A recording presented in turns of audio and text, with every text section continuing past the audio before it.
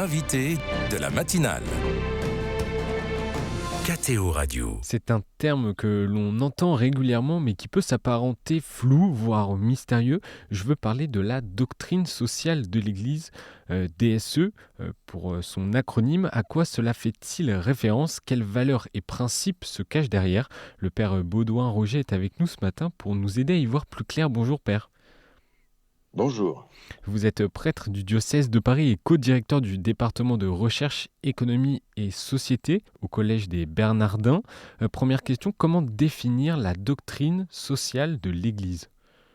Alors, la doctrine sociale de l'Église, c'était une appellation qui est apparue en 1891 avec la publication par Léon XIII de la première encyclique de doctrine sociale de l'Église qui s'appelait Rerum Novarum, des choses nouvelles, dont je dirai un mot après.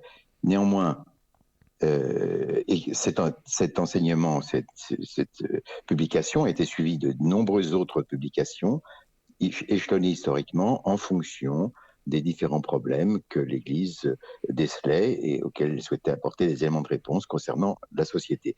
Donc la doctrine sociale de l'Église, elle porte sur les réflexions et les principes que l'Église propose au discernement des chrétiens et des non-chrétiens pour analyser, évaluer la moralité de la société. La société influence ses membres et donc elle peut avoir une influence positive qui porte les hommes vers le bien ou plutôt négative, et auquel cas, donc, ça suppose un discernement que la doctrine sociale de l'Église cherche à éclairer. Alors, j'ajoute 2 points. Il s'agit d'éclairer les consciences, et donc, comme dans tout enseignement moral, l'instance ultime de jugement, c'est la conscience personnelle, mais il faut pouvoir aider les gens à réfléchir, à qualifier leur jugement, et c'est l'objet de la doctrine sociale de l'Église pour les questions de société. Alors elles sont extrêmement larges, elles couvrent évidemment, bien sûr les questions économiques, mais aussi les questions politiques, les questions de guerre et aussi les questions d'environnement, plus récemment par exemple. Par ailleurs, j'ajoute que si on date de 1891, le début de la doctrine sociale de l'Église, ces préoccupations sont évidemment beaucoup plus anciennes, puisque dans la tradition chrétienne et encore avant dans la tradition juive, il y a de nombreuses réflexions concernant les modalités de la vie en société. Dans l'Ancien Testament, on parle des juges, du souci du pauvre, de la veuve, etc. Pour les chrétiens, les premiers pères, eh bien, dans le cadre de leurs homélies, de leurs enseignements, adressaient aussi ces questions, mais c'est simplement les modalités de communication de ces réflexions, qui sont très anciennes, qui ont changé en 1891, en prenant la forme de la publication d'encycliques, qui sont donc diffusées très largement à tous ceux qui veulent bien les lire. Et quelle a été la conviction de l'Église catholique au moment de l'édification de la doctrine sociale de l'Église, vous l'avez dit, par le pape Léon XIII? Alors déjà, avant, il y a un fondement qui est indiscutable, c'est que le christianisme est une religion incarnée. Et donc, le salut s'opère dans notre monde. Et donc, il appartient de créer les conditions temporelles pour que les hommes puissent trouver la voie qui les conduira au salut, c'est-à-dire le comportement juste et bon. Donc, c'est l'élément fondamental.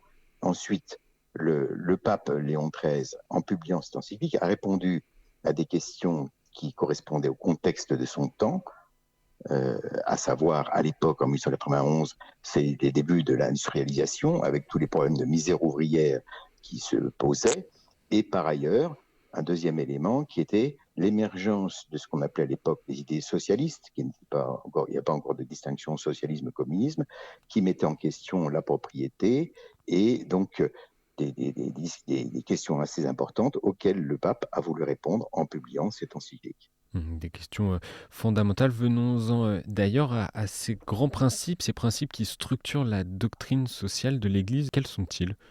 Alors, ces principes, ils sont rappelés dans le compendium de la doctrine sociale de l'Église, qui est une espèce de synthèse, un ouvrage de synthèse qui reprend de manière thématique les enseignements. Et donc, ces principes qui figurent, il y a d'abord la notion de bien commun. On l'a défini de la manière suivante: le bien commun, c'est l'ensemble des conditions sociales qui permettent à l'homme de s'orienter plus facilement vers son accomplissement personnel. Et donc, pourquoi est-ce qu'il y a un bien commun? Parce que l'homme est un être relationnel et que son développement suppose qu'il ait accès à un certain nombre de ressources sociales. Je l'illustre. Pour qu'un homme puisse déployer son humanité correctement, il faut probablement qu'il vive dans un état structuré avec la paix civile. Il faut qu'il ait accès à l'éducation, il faut que la structure familiale soit un peu protégée, etc., etc. Et donc, il y a un certain nombre de conditions sociales qui sont précisées et qui ont pour but de permettre à l'homme d'accomplir au mieux son humanité. Alors, cette notion de bien commun, comment la comprendre? Lorsque l'homme doit prendre une décision en vue d'une action, il s'oriente vers le bien qu'il perçoit. Comme l'homme est un être relationnel, ce bien a deux composantes. D'une part, son bien individuel ou singulier, c'est le bien qu'il va percevoir, mais la référence qu'il doit prendre en compte dans le discernement de son action ne se limite pas au bien qui en résultera pour lui. Il doit aussi prendre en compte le bien commun, c'est-à-dire l'effet de son action sur la société et en particulier le fait que son action peut contribuer au bien commun, c'est-à-dire à un bien qui ne le concerne pas lui directement ou exclusivement lui, mais qui concerne la société dans son ensemble. Il y a une dimension de solidarité. Voilà, c'est ça. Un deuxième principe qui est très important, la désignation universelle des biens, qui touche à la question de la propriété. Alors, l'Église reconnaît la légitimité de la propriété, il la qualifie en disant que la propriété, elle est nécessaire parce qu'elle est une condition de la liberté de l'homme. Un homme qui ne posséderait rien n'aurait pas de point d'appui pour déployer sa liberté, s'engager dans des projets. Et donc, la propriété, elle est légitime. Néanmoins, ce n'est pas un principe absolu et elle est toujours conditionnée par un principe supérieur qui est la destination universelle des biens. Je l'explique en quelques mots. L'Église nous dit le monde a été créé par Dieu, il a été donné aux hommes dans leur globalité. Et chacun d'entre nous peut s'approprier une partie de cette création qui est nécessaire au déploiement de sa vie et de son humanité. Néanmoins, ce droit de propriété, il reste hypothétique, comme le dit Jean-Paul II, au sens où il doit prendre en compte aussi les impacts sur les autres.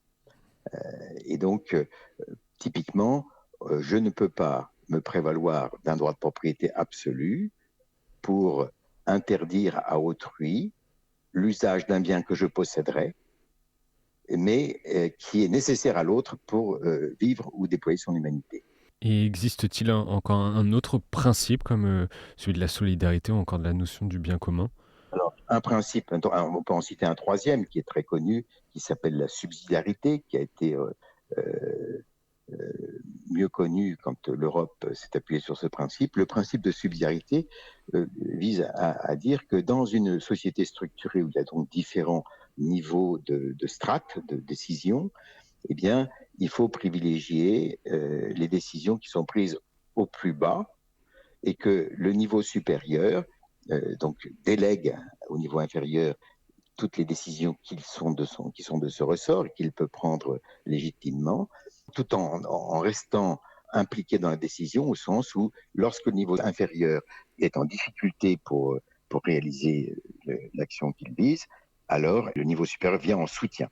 Voilà. Donc c'est un principe de délégation qui n'est pas une délégation hermétique, mais une délégation dans laquelle l'autorité supérieure reste en soutien au niveau inférieur. Et Père Baudouin-Roger, est-ce que tous ces principes ont évolué depuis l'écriture de Rerum Novarum? Évoluer, non, il se précise. Il se précise. Et alors, il se précise d'une manière qui est liée à l'histoire. C'est-à-dire que, vous voyez, les papes sont confrontés à des questions différentes. Léon XIII, je veux dire, est confronté à la question d'industrialisation et d'émergence d'idées socialistes. 40 ans plus tard, Pie XI, en 1931, eh bien, fait face à un monde qui vient de traverser la crise de 1929, et donc il s'interroge sur la question du rôle de la finance, de l'argent, etc. Donc il questionne un peu ce qu'on appelle le capitalisme. Et puis ensuite, par exemple, au moment de la Seconde Guerre mondiale, il y a tout un tas de réflexions sur le rapport entre le politique et le religieux et la question des droits de l'homme. Et ultimement, la question de l'environnement qui est apparue plus récemment a fait l'objet d'une encyclique du pape François, Laudato Si, qui traite des questions d'environnement. Donc vous voyez que l'enseignement se déploie en réponse à des questions qui se posent historiquement à un moment donné. Et par ces principes, est-ce que la doctrine sociale de l'Église inspire au-delà des chrétiens? Est-ce qu'elle a inspiré en dehors de l'Église? Alors d'abord, elle vise à éclairer la réflexion. Alors évidemment, si la réflexion est pertinente, cette pertinence peut être reconnue par des gens qui ne partagent pas notre foi. Et bien sûr que pour transformer la société, parce que le but c'est bien de transformer, de faire évoluer la société dans le sens du bien, l'Église s'appuie sur les chrétiens qui, reconnaissant la pertinence de cet enseignement, le mettent en œuvre ou engagent la réflexion pour agir conformément. Mais bien sûr, les gens extérieurs à l'Église, et pour transformer la société, ils sont nécessaires. Il faut qu'ils puissent reconnaître la pertinence de ces principes. C'est par exemple ce qui s'est passé avec la subsidiarité au regard de l'Europe. Avec l'un de ses membres fondateurs, notamment le vénérable Robert Schuman. Voilà, mais bien sûr, Robert Schuman et puis Delors aussi. Sur la tradition européenne, elle a toujours été assez proche des milieux chrétiens, qui a beaucoup inspiré les évolutions de l'Europe. Et une dernière question, Père Baudouin-Roger, si un de nos auditeurs veut travailler, veut davantage découvrir la doctrine sociale de l'Église, existe-t-il un texte de référence? Alors, il y a un texte de référence que j'ai déjà cité qui s'appelle le Compendium, c'est-à-dire le rassemblement compendium de la doctrine sociale de l'Église, qui est un document qui doit faire 500 pages avec un index très fourni qu'on peut utiliser un peu comme une encyclopédie. On peut aller voir dans l'index une thématique, la question de la propriété, et puis on a 10 paragraphes sur la propriété, etc. etc. Là, je suis un peu désolé. Je peux mentionner un ouvrage que j'avais écrit il y a quelques années. Je ne sais pas s'il est encore Ne soyez pas désolé. Hein. Qui explicite justement le déploiement historique de la doctrine sociale de l'Église en lien avec le contexte de chaque époque. Et donc, en suivant ce parcours historique, on voit émerger progressivement les différents principes, les différentes réflexions de l'Église qui sont proposées aux chrétiens et aux non-chrétiens. Et comment se nomme-t-il cet ouvrage ? Il s'appelle « La doctrine sociale de l'Église, une histoire contemporaine ». Parfait. Donc nos auditeurs ont de la matière s'ils veulent davantage comprendre et découvrir la doctrine sociale de l'Église. Merci beaucoup, Père Baudouin-Roger, d'avoir été avec nous pour nous éclairer sur ce qu'est la doctrine sociale de l'Église. Je rappelle à nos auditeurs que vous êtes prêtre du diocèse de Paris et co-directeur du département de recherche économie et société au Collège des Bernardins. Passez une belle journée. Merci beaucoup, vous aussi.